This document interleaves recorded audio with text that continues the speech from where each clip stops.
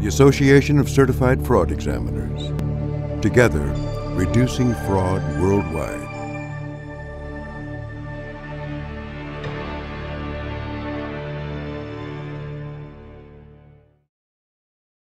When investigators are conducting investigations overseas, they are very impacted by the local laws in the host nation country. Every country is different. They have their own regulations, their own procedures, which sometimes don't mimic what is an American type of investigation. Obtaining certain types of information can be very challenging, such as banking information, internet, cyber information, which is where organizations like FinCEN come in. But before going overseas and conducting an international investigation, it's very important that people understand the procedures of the local country, the challenges that can be faced, such as media, their use of local labor laws, and also the culture, the colloquialism. So, for example, just because you speak Spanish, if you go to Latin America, some of the words and the jargon that are used within the different countries are very different and can mean very different things. So there are very many challenges encompassed when you go overseas that are impacted by culture, media, and the procedures.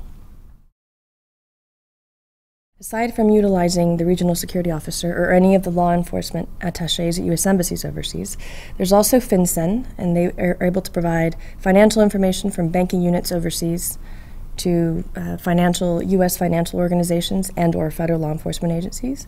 There's OSAC, which is Overseas Security Advisory Council, which is a group of United States businesses that are incorporated in the U.S. but exist overseas.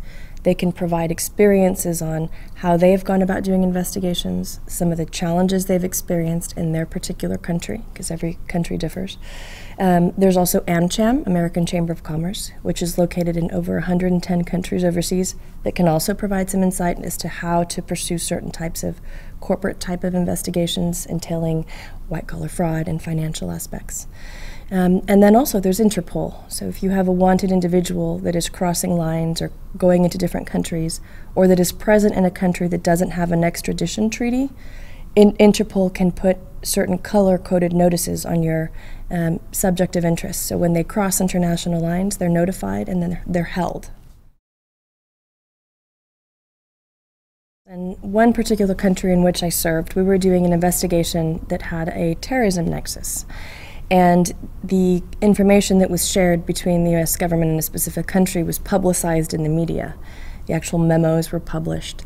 And a lot of the investigative procedures were dictated by the national prosecutor as opposed to the investigators. So we had to change our action plan as far as how to approach the investigation, what kind of information to share, knowing that it was all going to be publicized, and it would potentially give the subject an advantage because they knew exactly what we were pursuing.